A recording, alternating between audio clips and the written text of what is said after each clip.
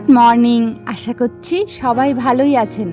আমাদের গল্পগুলোর আরও একটি নতুন এনার্জেটিক ব্লগে আপনাদের সবাইকে অনেক অনেক স্বাগত।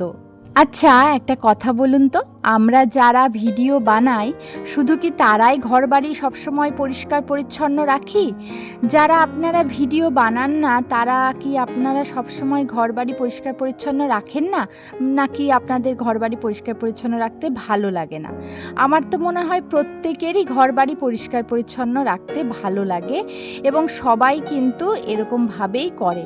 শুধুমাত্র আমরা ভিডিও করি তাই আপনাদের সামনে দেখাতে পারি, আর যারা ভিডিও করেন না তারা কাউকে দেখাতে পারেন না। এটাই হচ্ছে পার্থক্য। কিন্তু আমরা কিন্তু রোজকার কাজ সবাই একই রকমভাবেই করে থাকি।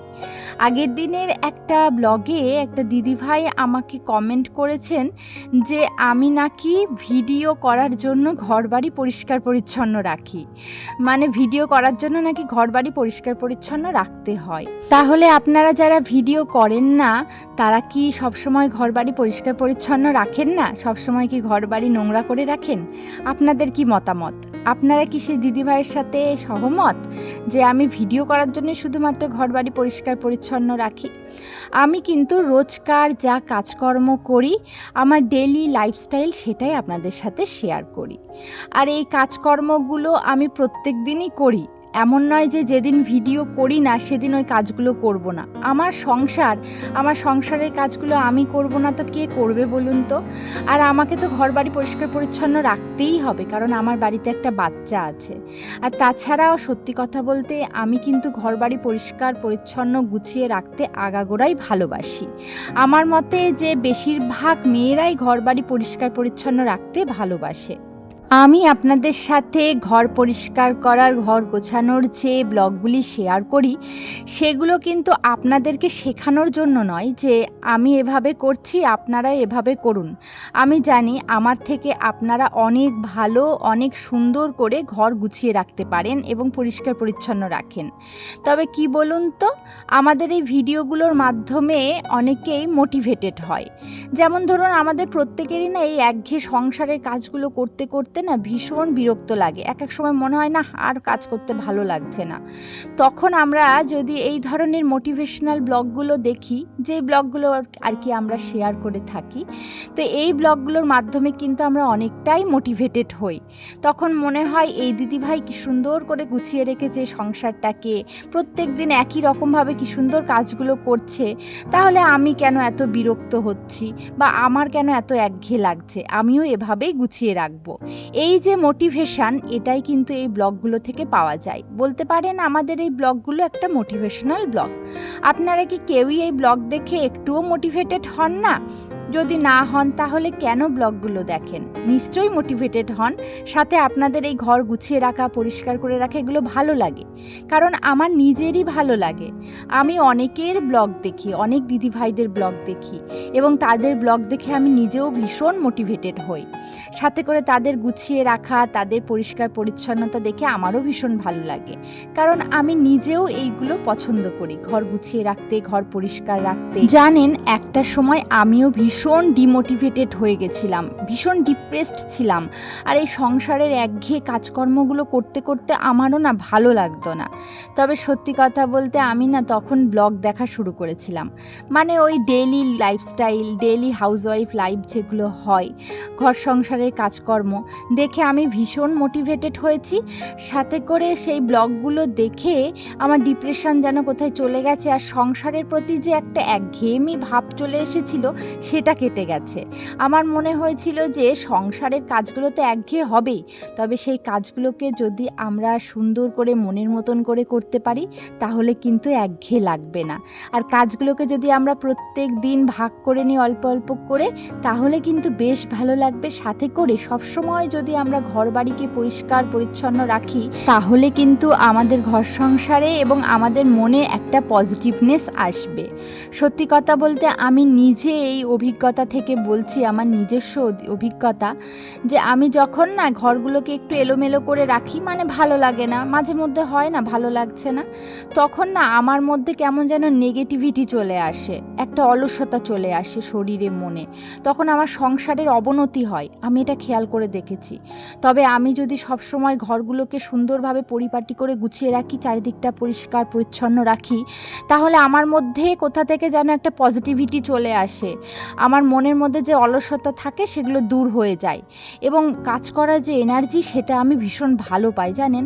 তাই ঘর বাড়ি পরিষ্কার পরিচ্ছন্ন রাখলে আমি ভালো থাকি, আমার কাজ করার এনার্জি আমি এখান থেকেই পাই।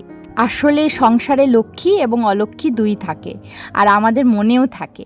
আমাদের মনে যখন লক্ষ্মী বাস করে তখন আমরা সুন্দরভাবে চারিদিকটা গুছিয়ে রাখি, আর যখনই মনের মধ্যে অলক্ষ্মী ঢুকে যায় তখন আর আমাদের ওই যে মনের মধ্যে অলসতা চলে আসে, আর কোনো কিছু করতে ভালো লাগে না, সংসারের কাজগুলো একঘেয়ে মনে হয়।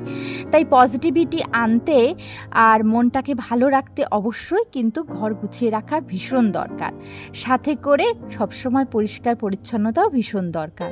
অনেকে ভেবে থাকে ঘর এত পরিষ্কার পরিচ্ছন্ন রাখাটা নাকি ম্যানিয়া, মানে ম্যানিয়া বলে আর কি ভেবে থাকে যে খুব বেশি ঘর পরিষ্কার করছে।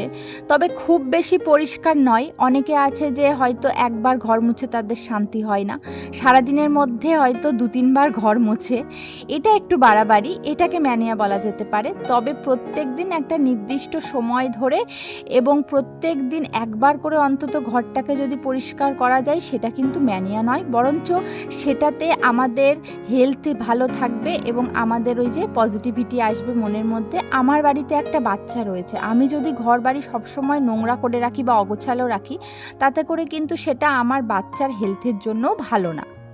আর তাছাড়াও আমার বাচ্চা কিন্তু ছোট থেকে আমাকে যেভাবে দেখবে সেটাই শিখবে। আমি যদি সবসময় ঘর অগোছালো রাখি, পরিষ্কার করে না রাখি, ও কিন্তু ওটাই শিখবে।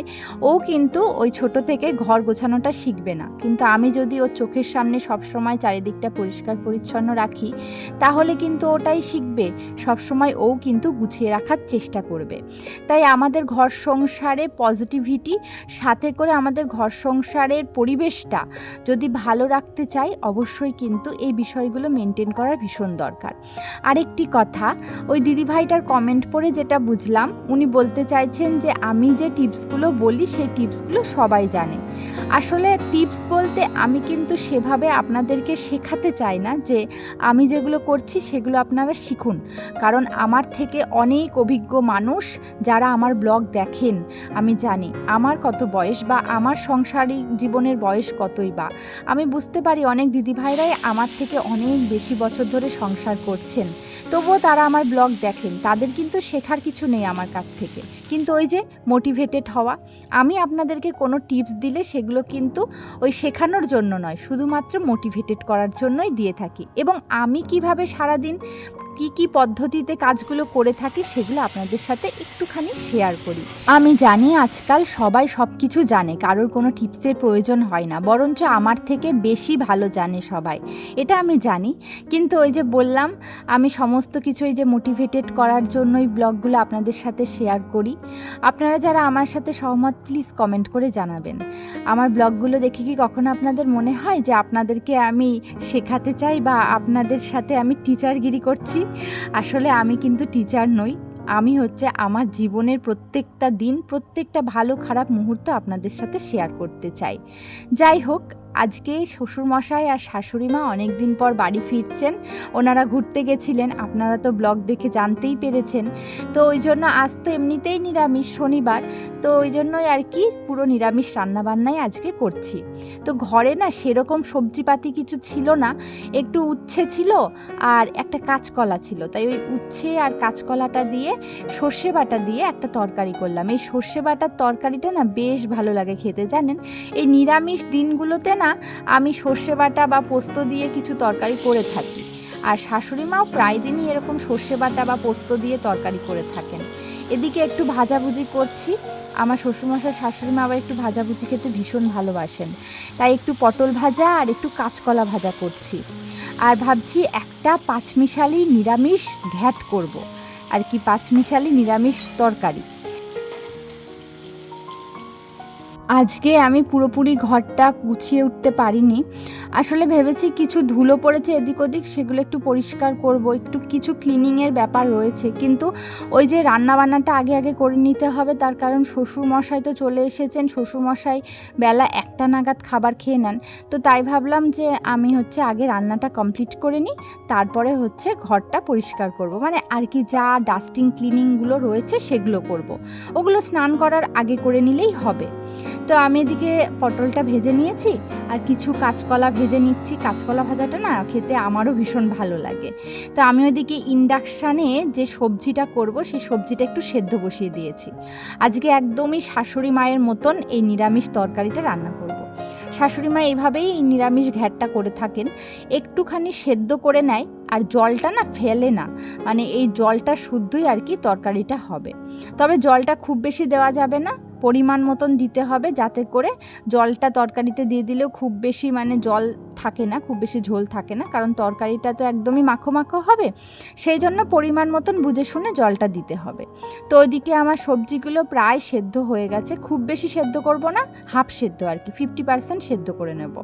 তো তাতে করে আমার গ্যাসটাও কিন্তু কম পড়লো, আর এদিকে আমার তাড়াতাড়িও হয়ে গেল রান্নাটা।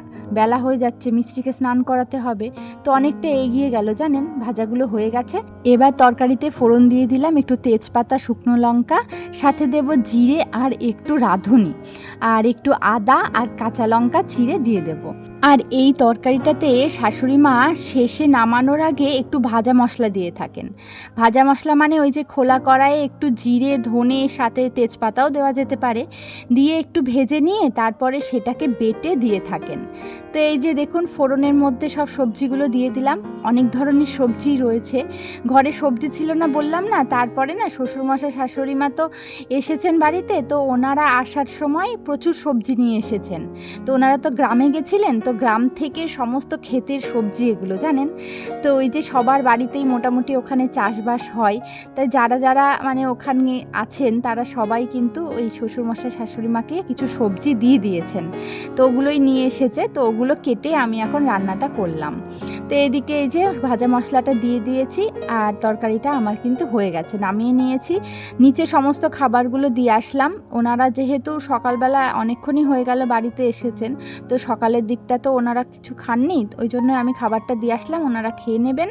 তা আমি এদিকে চলে এসেছি ওই কিছু ডাস্টিং করব বলে, কারণ ওই 2-1 দিন পরপরই ধুলো পড়ে জানেন তো। আচ্ছা এবার বলুন তো, এই যে ধুলোগুলো পড়ে আমি কি পরিষ্কার করব না?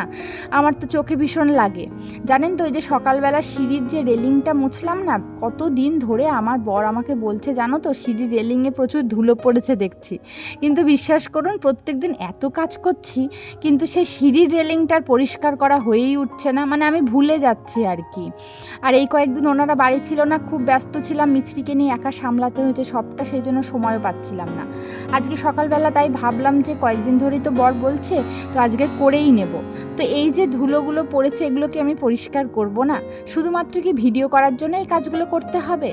আমার বাচ্চাটা তো সারা দিনে 24 ঘন্টার মধ্যে কতবার যে ওই সিঁড়ির রেলিংটা ধরে সিঁড়ি দিয়ে ওঠানামা করে তার কোনো ঠিক নেই। ওই ধুলোগুলো তো ওর হাতেই লাগে, আর ওই হাতটাই ও মুখে দেয়, এতে করে তো ওর হেলথের জন্য খারাপ বলুন। তাই আমার বাচ্চা আছে বলে আমাকে একটু বেশি পরিশ্রম করতে হয়, চারিদিকটা পরিষ্কার পরিচ্ছন্ন রাখতে হয়, কারণ বাচ্চা বাড়িতে থাকলে যেমন অগোছালো হয় তেমনিই গুছিয়ে রাখতে হবে, না হলে সেটা বাচ্চার জন্যই খারাপ।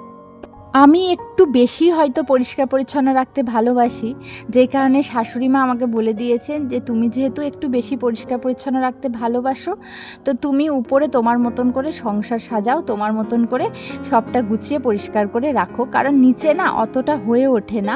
কারণ নিচে হচ্ছে যেহেতু ওই উঠোনটা আর ঘরটা প্রায় কাছাকাছি, মানে খুব একটা ডিফারেন্স না, উঁচু নিচু না, তো যেই কারণে উঠোনের ধুলোগুলো ভীষণ ঘরে চলে আসে। আর শ্বশুরমশাই তো শাশুড়ি মা তো যেহেতু গ্রামের মানুষ, ওনারা ওই যে ধুলো পায়ে উপরে চলে আসে, মানে ওই উঠোনে যায় খালি পায় তারপরে উপরে চলে আসে, সেই জন্য মানে পরিষ্কার জিনিসটা কমই থাকে। মানে সারাদিনের মধ্যে আমি আগে 3-4 বার করে ঘর ঝাড় দিলেও হয়তো পরিষ্কার থাকতো না, কারণ ওনারা যেহেতু গ্রামের মানুষ আর ওনাদের মানে ওই যে চাষবাসের একটা ব্যাপার ছিল, তো যাদের ওই যে চাষবাসের অভ্যাসের ব্যাপার থাকে না, তাদের কাছে ধুলো ময়লা এগুলো কিছু মনে হয় না, আসলে ওনারা ওগুলোতেই অভ্যস্ত। কিন্তু আমরা এই আধুনিক যুগের মানুষরা আবার একটু পরিষ্কার ঘরবাড়ি বেশি পছন্দ করি, এটাই সত্যি। যাই হোক, এই যে এদিকে আমার বেসিনটাও পরিষ্কার করা হয়ে গেছে, বেশ কিছু টুকটাক ক্লিনিং ছিল আজকে, করে ফেলেছি। এবার মনে শান্তি মতো করে একটু তুলসী গাছে জল দিয়ে নিলাম। চলুন আজকের ব্লগটি এখানেই শেষ করছি। আশা করছি ব্লগটি আপনাদের ভীষণ ভালো লেগেছে। দেখা হচ্ছে পরের ব্লগে। সকলে ভালো থাকুন, সুস্থ থাকুন।